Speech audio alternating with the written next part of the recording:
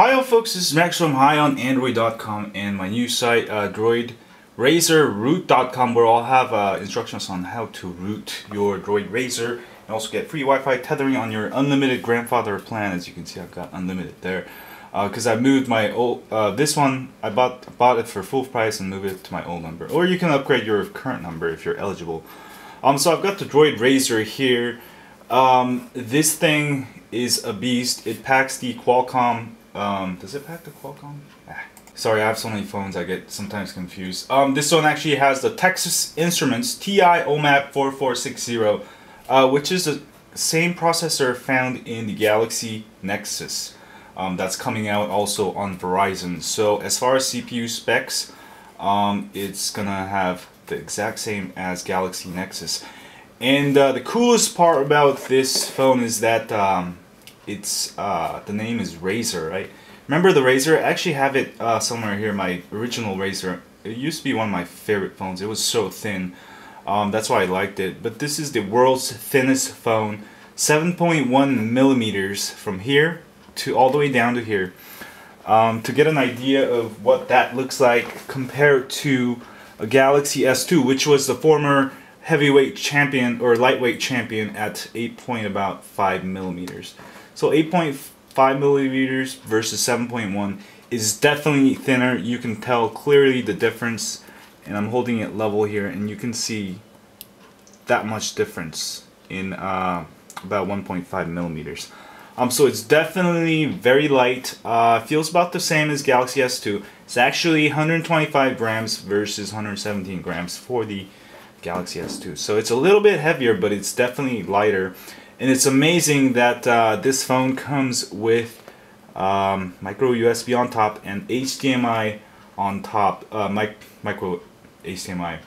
I don't know how they packed that in there, but that's a lot of things. Whereas like the Galaxy S2 uses an adapter or the USB, that's a lot of packing, and I kind of like it. And also there's a 4G LTE slot. This one comes with a 16 gigabyte micro SD card on board, and also a 10 gigabyte internal storage, which makes you 26 gigabytes that comes with the phone. And you can swap out the 16 gigabytes for a super fast class 10 32 gigabyte to have a total of 42 gigabytes if you wanted to. Other than that, it comes with the 4 buttons, and I show you that. The back is really nice. It's kind of a pattern finish. You don't get any smudges on it. Actually, there's like almost like a mirror. It's a mirror on top, so you can kind of like go in there and check out if you have nose hair growing or whatever, or for ladies. It features full 1080p 30 frames per second video, which I'll show you in a second, and a flash, and speakers which are fairly loud for a smartphone, Android smartphone. It also comes with a 1.3 megapixel front camera. So this thing runs 1.2 gigahertz, which is the standard rate for this CPU.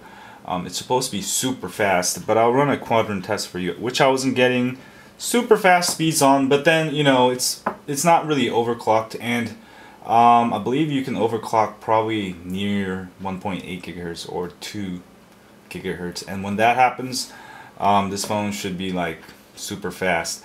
Also, well, let me run the test here. Also, this comes with what I believe is it's a what is it, Android file system instead of extension 4. That's what Galaxy S2 is using. So once aftermarket custom ROMs come out, that's gonna make it like 20-30% faster. So we'll watch out for that too.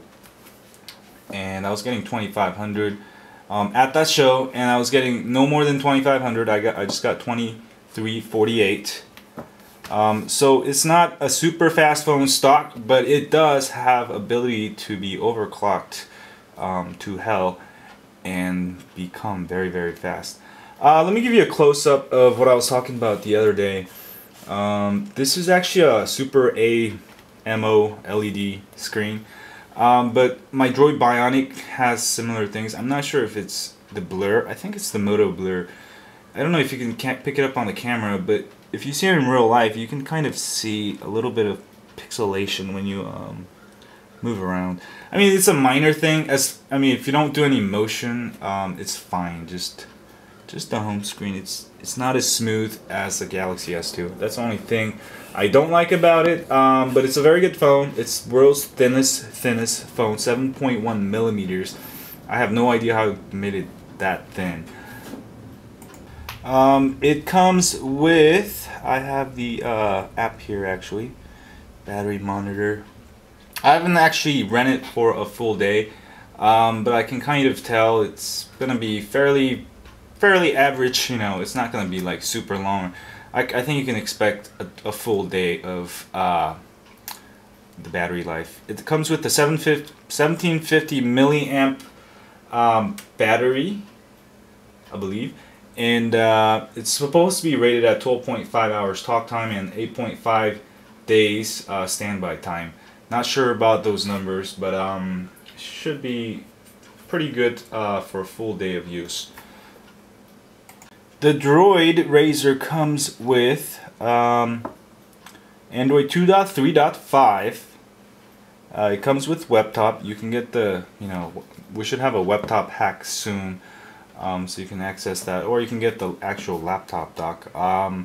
At 1.2 gigahertz dual core, I still would say it's still laggy even without trying, so I wouldn't go bother by that. I would wait till like the quad cores are out, which is probably end of this year, maybe next year. Let me give you the coolest part about this phone is basically it's the thinnest phone, and also it has the world's fastest 4G LTE. 4G LTE is the best technology right now. I'm not getting the best signal here, and as you can see I'm getting like 6, but a lot of times I'll get like over 10, 15, sometimes I get like 20, 23 megabits per second download on 4G LTE. I'm actually in my basement, so I'm only getting 3 bars, but when I'm getting 5 bars I'll get like 20 megabits per second download. The coolest part about 4G LTE is if you have a grandfathered phone. For those of you who don't know what a grandfathered phone is, if you had signed up with Verizon with an unlimited internet on maybe your older Droid, OG Droid, or Droid 2 like me, then what you can do is just upgrade your number to this phone, and what happens is your unlimited carries over and you'll have a grandfathered plan. So you can use 4G LTE unlimited. If you abuse it, like if you start using it and tether all your home Wi-Fi and start downloading like more than like 10 gigabytes per month, they might slow you down. But that's the only bad part about it. Verizon might do it, but they might not. I've had people who've been abusing the hell out of it, and then I had these other people who've been capped, or they might throttle you if you start abusing it. But that's the coolest part, because when I go somewhere and I don't have internet, my 4G LTE is faster than anything. Sprint's WiMAX is faster, but the ping times are actually a little bit slower. It's a little bit, you can tell the speed is about, a little bit less, and there's a lot more latency. Latency is like when you type like google.com, there's a latency to the network, and the 4G LTE is much shorter. Like it's like a real, it's like having your cable internet on your phone. That's why it's cool. Anyway, that's the coolest part. If you have a grandfather plan, definitely get a 4G LTE and start tethering. See, it says unlimited, so I can use this, like abuse the crap out of it. Let me run the speed test really quick again for you, just to show you. Let me see if I can get better numbers, because I was getting higher numbers before. Yeah, look at that. See how instant it is? The ping times are much faster than other 4G networks. And T-Mobile and AT&T 4G isn't really 4G. It's kind of like fake 4G. And the upload speeds are super fast, whereas the Sprint one is capped at around 1 megabits per second upload. So that's enough for the speed test. Let me show you the camera app. I'll have more videos of the camera. This is in regular mode, so it has an 8 megapixel camera, video resolution up to 1080p. Oh, you know what? I'm supposed to be in camcorder mode. What happened? 1080p. It's got geotagging. Oh, the cool thing about this phone is it does have video stabilization. I've tried it a little bit. It kind of works pretty good when you hold the camera still. It does really good. It doesn't, you know, doesn't pick up every one of your stutters and stuff. I'll have a further video about that. Sorry, I was waiting at the car repair center all day. I can't think right now. It has digital zoom, which works really well. So you got 1080p, full 1080p video. I think the Droid Bionic doesn't have video stabilization, so that's one good thing over it. Also, you got the front camera. I need a shave for that guy. And you can record videos, 1.3 megapixel. See, when I hold it still, it's very stable.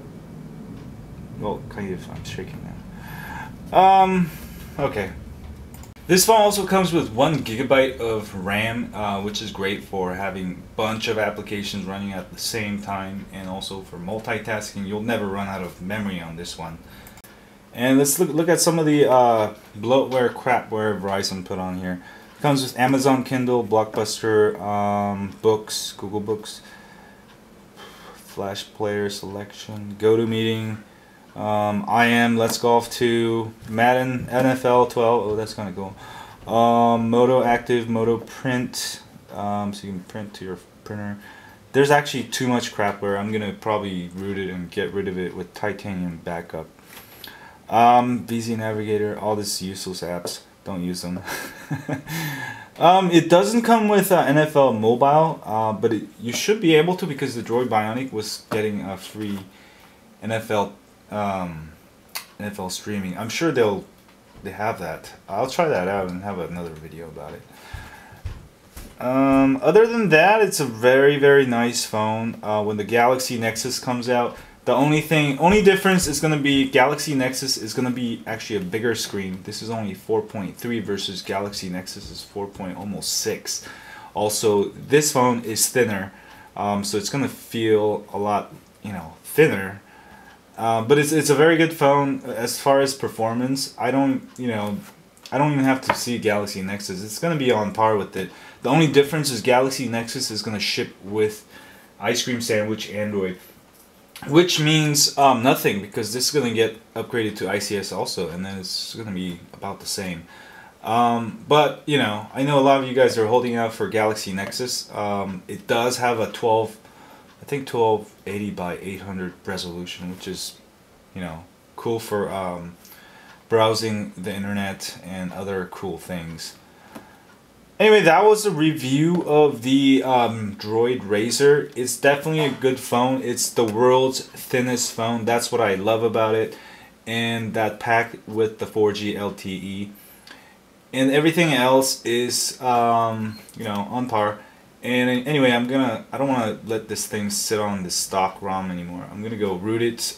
Check out, if you want to root on hacking and get free Wi-Fi tethering like me, you can go to droidrazrroot.com, where I will be uploading a whole bunch of information there, and also on my YouTube channel, ZitoMax, right here. Thanks y'all, and subscribe, and I should have a review of all the cool phones too. See y'all later. Oh, one thing I forgot to mention. I'll have detailed close-up shots I've taken with my Canon 70 DSLR camera, so you can enjoy every detail, nitty-gritty detail. I'll have like microscopic photos of pretty much everything over at highonandroid.com. So see y'all later. Thanks.